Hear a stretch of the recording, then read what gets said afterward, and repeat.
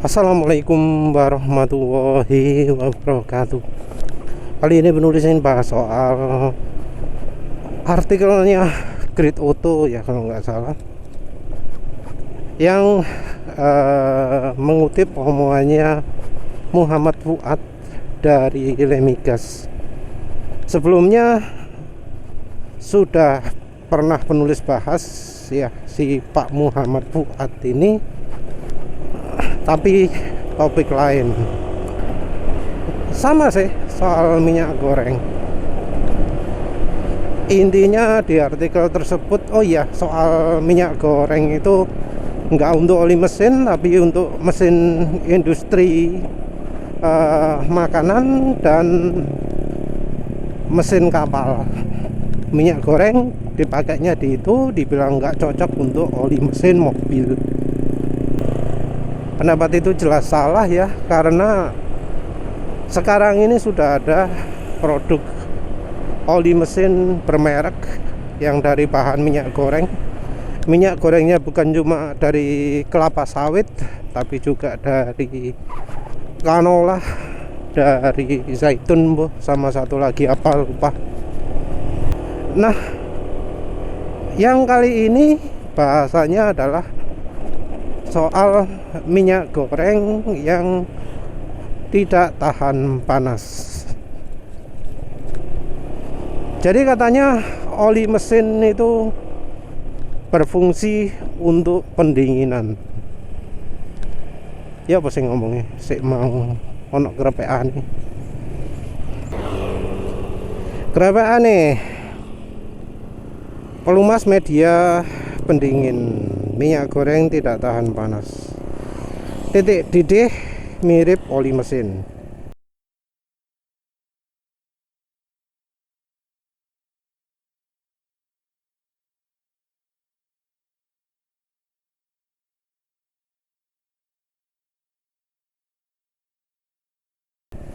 Jadi Pak Muhammad Fuadnya dari Lemigas ini ngomong bahwa pelumas itu jadi pendingin dan dibutuhkan kemampuan mendinginkan. Terus masalahnya katanya minyak goreng itu tidak tahan panas. Titik didihnya katanya mirip-mirip oli mesin, tapi tidak punya kemampuan untuk melindungi mesin.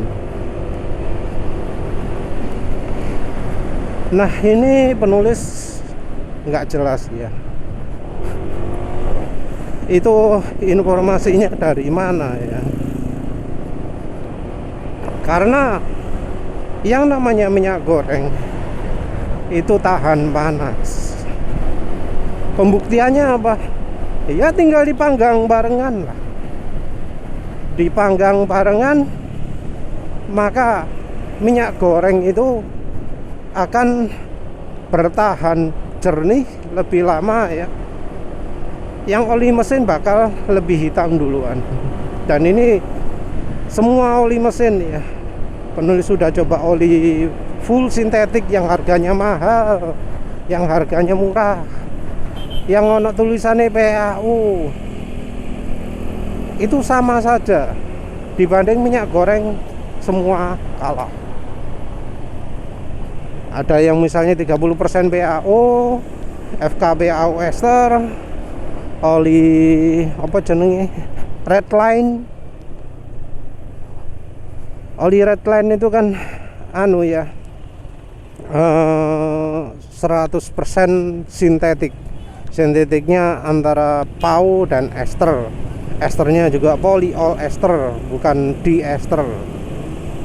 Polyol ester itu adalah versi lebih mahalnya ester ya, esternya untuk oli mesin. Yang versi murahnya adalah diester. Nah, itu juga sama minyak goreng kalah. Apalagi oli full sintetik macam Eneos molybdenum dan BM1, itu oli full sintetik tapi daya tahan panasnya di bawahnya oli mineral gitu. Tapi intinya nggak ada oli mesin yang bisa bertahan panas sebaik minyak goreng. Nah, ada seorang pakar oli, orangnya Lemigas, ngomong seperti itu menunjukkan betapa rendahnya lah ya pengetahuan dari pakar-pakar oli di Indonesia. Sampai nggak ngerti soal titik didih, sampai nggak ngerti soal daya tahan panas. Itu sesuatu yang miris gitu.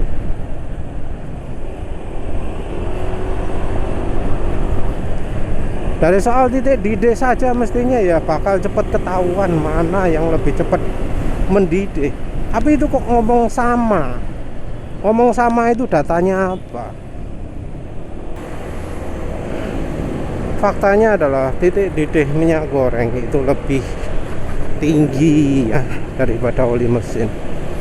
Dari banyak percobaan itu, sebelum minyak goreng mendidih, oli mesin sudah hitam dulu, sudah mendidih dulu, jauh mendidih, menguap, sudah mulai habis, minyak gorengnya belum mendidih. Nah, itulah sebabnya mengapa untuk mereka yang mengalami penyakit vampir oli, setelah dicampuri minyak goreng, olinya bakal cenderung lebih awet. Dan ya ada keluhan sih, keluhan. Jadi makin lama dipakai makin encer, karena ternyata ketika dipakai olinya yang habis duluan. Jadi ketika dipakai olinya makin encer kan ya. Sorry kok makin encer, makin panas kan ya. Dan oli mesin nggak kuat panas, menguap. Sementara itu minyak goreng kuat panas, jadi masih belum menguap. Oli mesinnya habis duluan, sehingga yang tersisa di mesin itu minyak goreng. Jadinya karena minyak goreng itu encer, yang ada di mesin itu makin lama makin encer. Karena oli mesinnya berkurang, minyak gorengnya tidak. Jadi seperti itu. Mungkin kalau top up nambah oli, lebih baik oli mesinnya saja ya, biar lebih kental. Kalau minyak goreng ya bisa saja sih, tapi jadi makin encer olinya. Topik berikutnya adalah minyak goreng mengandung atom oksigen sehingga mempunyai solvensi, licin, anti friksi, tapi tidak punya anti wear.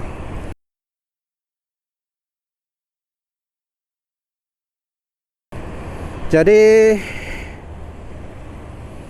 ini orangnya agak bulet ya, karena di kata-kata sebelumnya ngomong tidak bisa menahan gesekan ya, tapi terus berikutnya ngomong anti friksi, ngomong licin, ngomong solvensi. Ini orangnya ini enggak memberikan penjelasan yang baik ya, karena yang dimaksud ini adalah sebenarnya licin itu macam-macam. Mengurangi gesekan itu juga macam-macam. Jadi mengurangi gesekan itu ada dari sisi cairannya, dari sisi aditifnya, dari sisi apa mana, hardware-nya juga. Jadi dari part komponennya.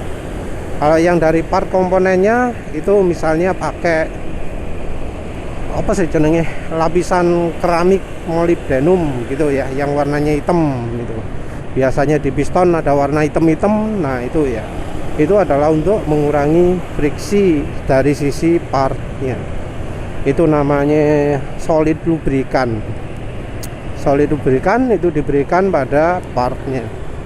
Nah, untuk cairannya sendiri ada dari bahan olinya, ada dari aditifnya. Dari bahan olinya itu sifatnya pelumasan, pelicinan fisik yang ditimbulkan karena cairan punya kecenderungan untuk nempel ke logam yang tergantung sama polaritas. Polaritas makin kuat, kecenderungan untuk nempel logam makin kuat, kemampuan untuk mencegah gesekan makin kuat. Tapi ini hanya pada taraf beban ringan. Pada taraf beban ringan, gesekan dicegah dengan sifat yang namanya apa ya? Friction modifier.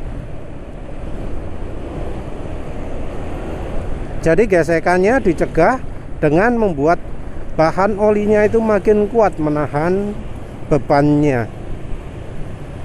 Ini bisa dari kekentalan, ini bisa dari sifat polar yang tinggi tadi.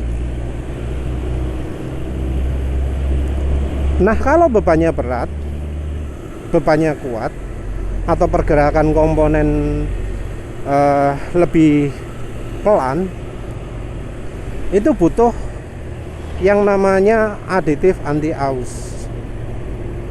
Aditif anti-aus atau anti-wear ini ada dua. Yang satu namanya anti-aus, anti-wear. Yang satu namanya EP, extreme pressure. Dua jenis aditif ini bekerja pada kondisi yang berbeda.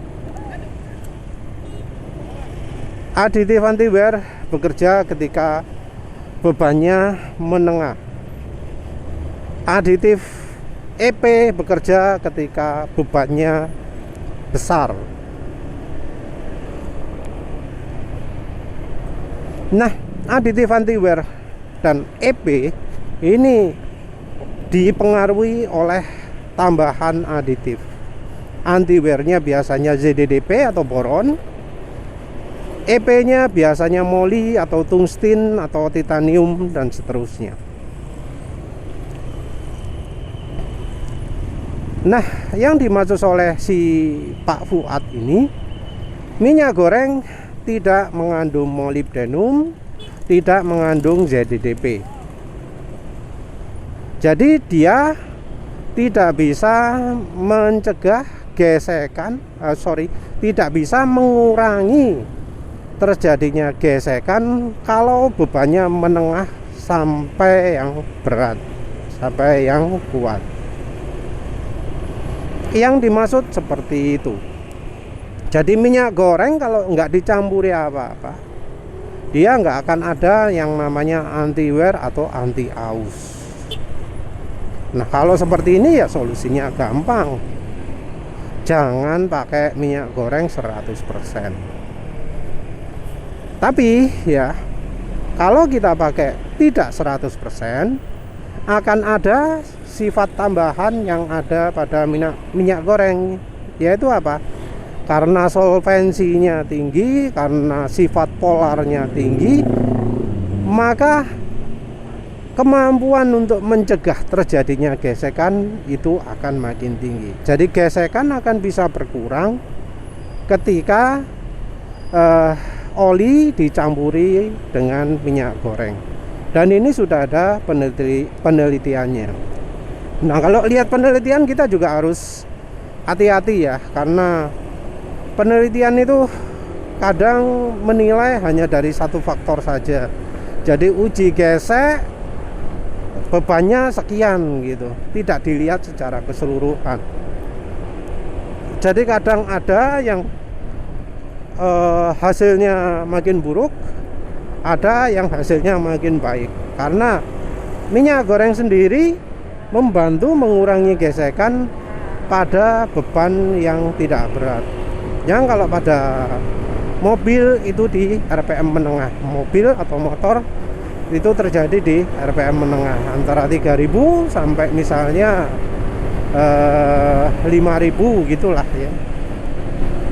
Jadi kalau kecepatan nanggung gini, gas dikonstankan. Nah, di saat seperti inilah minyak goreng itu akan sangat membantu akan sangat membuat mesin itu jadi makin licin. Tapi ya itu tadi, si Pak Fuadnya tidak mengkhususkan, tidak menjelaskan spesial pada bagian yang beban menengah ya. Tapi hanya mengacu pada beban yang sangat tinggi. Ini tentu tidak fair karena ya mesin itu juga mengalami kondisi beban ringan juga. Nggak selalu misalnya dipakai di motor dipakai RPM tinggi terus, ada saatnya dipakai di RPM rendah. Mobil juga tidak selalu pakai RPM rendah terus, pasti ada RPM menengah dan tingginya. Jadi yang diungkapkan Pak Muhammad Fuad itu sayangnya tidak realistis, karena dia mengabaikan kondisi di mana bebannya ringan. Dan dalam kondisi beban ringan, banyak penelitian menunjukkan bahwa keausan pun bisa berkurang setelah pakai minyak goreng. Yang paling ideal bukan malah minyak goreng 100%, bukan oli mesin 100%, tapi malah campurannya. Jadi campuran minyak goreng dan oli mesin menghasilkan kemampuan anti gesek, anti aus yang jauh lebih tinggi. Nggak bisa dibilang jauh, tapi cukup signifikan efeknya daripada kalau sendiri-sendiri. Terus poin yang berikutnya adalah mudah bereaksi dengan logam. Penulis nggak tahu ya, mudah bereaksi dengan logam ini efeknya apa, karena selama ini ya nggak ada tuh misalnya melarang, oh jangan masak pakai panci ini, jangan pakai panci model ini, nanti pancinya karatan, nanti pancinya rusak, nanti minyak gorengnya bereaksi terhadap logam seperti ini. Itu Pak Muhammad Fuadnya itu entah itu sumbernya dari mana, karena kok nggak ada ya. Terus kemudian ngomong soal oli mesin lebih mudah mengalir, lebih mudah, lebih cair, lebih encer daripada minyak goreng.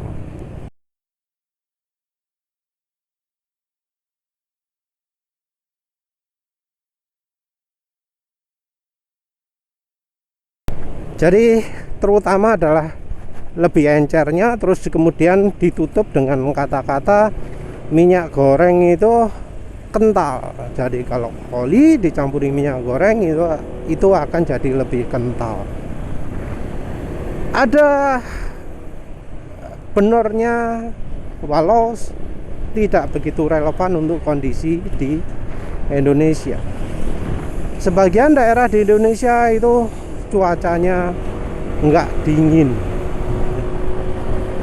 Kebanyakan orang naruh minyak goreng di dapur itu nggak beku. Kebanyakan orang pakai minyak goreng ya langsung tuang, langsung pakai. Jadi dalam kondisi mesin dingin itu minyak goreng selalu dalam keadaan cair. Memang betul bahwa minyak goreng itu titik bekunya itu tinggi. Dalam artian suhu 5 derajat itu sudah beku. Tapi itu minyak goreng sawit. Kalau minyak goreng yang lain enggak. Minyak goreng canola, zaitun, jagung tidak. Oleh karena itu salah satu rekomendasi penulis adalah minyak jagung KCO ya. Minyak jagung KCO sendiri sebenarnya ya campurannya antara minyak sawit dan minyak jagung. Dan ini membuat KCO itu tidak beku ketika dimasukkan dalam freezer. Dan ini sudah penulis coba. Jadi kalau pingin minyak goreng yang nggak beku masuk freezer, pakai KCO atau merek CCO, merek Dianas ya. Kalau merek CCO dan Dianas lebih baik lagi kalau campuri minyak sawit. Kalau merek KCO sudah nggak usah campur minyak sawit, karena sudah ya itu 100%, karena itu sudah campurannya minyak sawit dan minyak jagung. Terus berikutnya adalah ketika si Pak Muhammad Fuad ini ngomong oli jadi makin kental ya, minyak goreng itu kental. Nah ini entah ya, termasuk cukup memalukan sebagai orang yang bekerja di lembaga yang menguji sifat oli.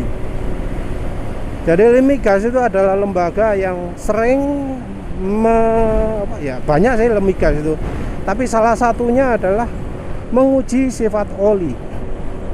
Masa ya dia punya fasilitas lab macam-macam, tidak pernah melakukan pengukuran kekentalannya minyak goreng? Aneh lah ya. Karena penulis sendiri pernah mengukur kekentalan pakai metode sederhana, pakai metode bola jatuh ya, yang kemudian hasilnya adalah minyak goreng itu lebih encer daripada oli samping, oli merek GGI yang penulis pakai kalau nggak salah. Jadi dibanding oli samping, minyak goreng itu lebih encer. Oli samping itu SAE 20. Sayangnya penulis nggak punya oli 0W20 ya, karena ya nggak akan bisa kepake di mana-mana ya. Sayangnya nggak punya 0W20. Tapi dibanding dengan SAE 20, minyak goreng itu lebih encer. Artinya apa? Minyak goreng itu encer. Saat itu juga penulis bandingkan juga dengan oli 10W40, oli 20W50 kalau nggak salah, 10W50 juga kalau nggak salah. Dan ya minyak goreng itu paling encer. Dari sisi kekentalan lebih encer daripada oli-oli lain. Jadi aneh karena orang dari lembaga yang salah satunya menguji pelumas itu ngomong minyak goreng itu kental. Apa dia sudah mendasarkan pada pengukuran? Apa dia sudah pernah mengukur kekentalannya minyak goreng? Karena kan dia tinggal butuh beli minyak goreng, bawa ke kantor, nyuruh anak buah, ini loh Tyson gitu. Kan dia pasti akan tahu berapa kinematic viscosity-nya, berapa viscosity index-nya. Dia pasti bakal bisa langsung tahu. Tapi anehnya enggak. Jadi ya penulis curiga ini merupakan usaha penipuan. Ya wes itu saja. Terima kasih sudah menonton. Assalamualaikum warahmatullahi wabarakatuh.